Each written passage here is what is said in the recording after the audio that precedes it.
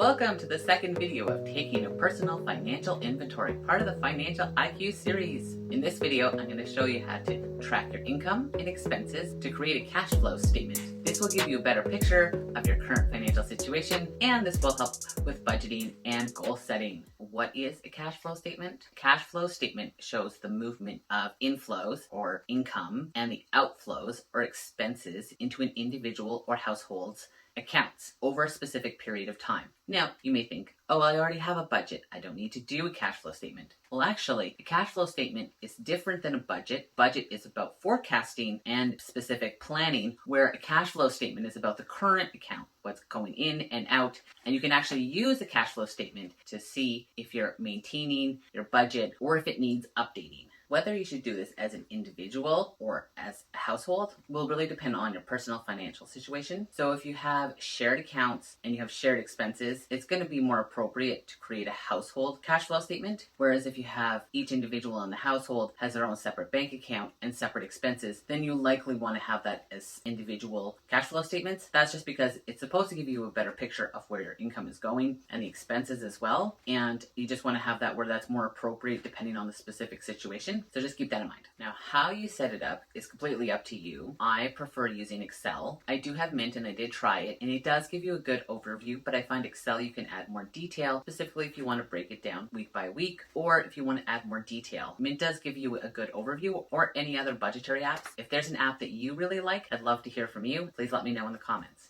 So the main components are first income. So that's all sources of money that are coming into your accounts. So for example, you'll have your salary, that'd be your main salary. If you have any secondary salary, so whether that's freelance or if you have a second job, you would put that as well. You also have anything from the government benefits, if you get child support. There's various sources of income as well. So from like investments, dividends, if there's any interest on any of the savings. So if you have an emergency fund, for example, and you have interest that's earned on that, or even in your checking account, there's interest on that. So any sources of income, anything else that you have money coming in would be counted in this. And I have this broken down week by week, just so this gives you a better visualization of the cash flow over a whole month period by individual weeks. And then there's expenses. So there's various expenses, of course. So there's your housing costs. So there's like rent or mortgage, utilities, so gas, hydro, electricity.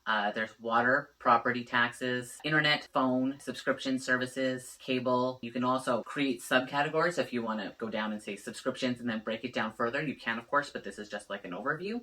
Entertainment, personal care. If you have any loans, any payments to that you make, credit cards, anything else as well. So if you have insurance or expenses, are essentially anything that goes out to the account. So those are the outflows. You'll notice obviously there's probably more expenses than you have income, at least on line per line. But that's why it's important to track all the expenses to see where your money's going. And the more detail you can do, that will give you a better picture of where your money's actually going. And also for expenses, if you pay yourself first, you want to put that into the expenses. So you put that into the savings or investments, you do that as well. The most important aspect is that it accurately reflects your cash inflows and outflows, so your income and expenses. So the more detail you have, the better. Now, moving on, the net cash flow, so that's taking your income and subtracting the expenses, that will give you your net cash flow. And this is important because it will give you an idea of if you have more money coming in than you do have going out, so that's a positive cash flow, or if you have a negative cash flow. Positive cash flow is great because that gives you more money to either invest, to save, and that increases your overall wealth.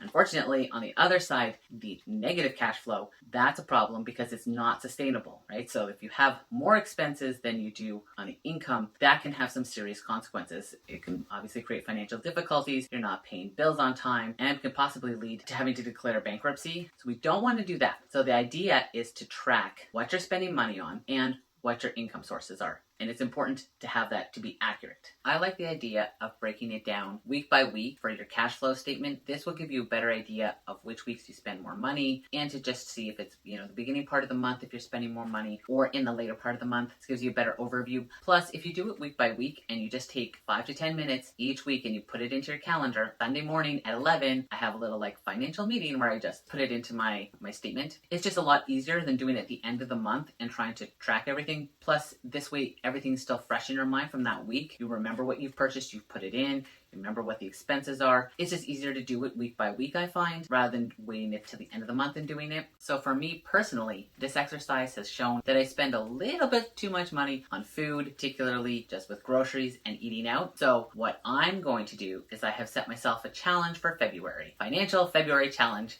for the whole month is to make sure that there's no eating out, as well as within groceries. I've set myself a limit of $100 per week for groceries, and we're gonna see if I can follow that. That's a challenge. When I was doing my personal financial inventory, I did realize that I was spending a lot of money on food, and I want to reduce that amount of my expenses so that I have more money to spend on other, for example, like investing. So the next step is for budgeting. Ideally, you want to have 3 months of your cash flow statements to get an idea of what to put in your budget. You can go back from previous months and then document what you've actually spent and do the cash flow statement for previous months as well. So if you have a budget and possibly you don't track every expense, you want to see if your budget and your cash flow statement follow one another. So essentially, if you're following your budget, this will give you a better picture if you need to update your budget or to change it. Mostly because also you may be averaging some of your payments, especially for your expenses in your budget, that don't necessarily reflect in the cash flow statement, but it does still give you a better idea of where your money is going. So for example, you may have annual purchases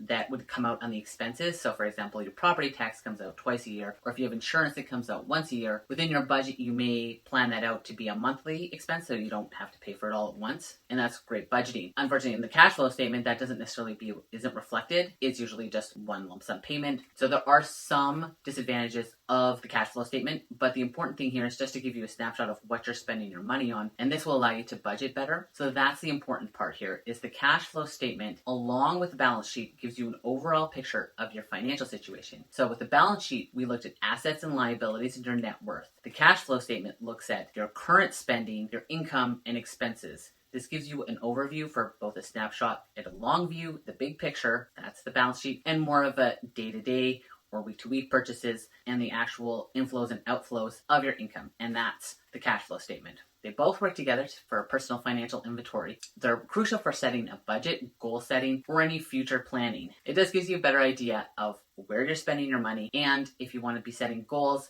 it's really important to be able to track that. So that's just my personal view, but I'd love to hear your feedback. How do you track your expenses? Have you done a cash flow statement before? Do you use any apps to help track and budget? I'd love to hear your feedback in the comments down below, and we'll see you in the next video.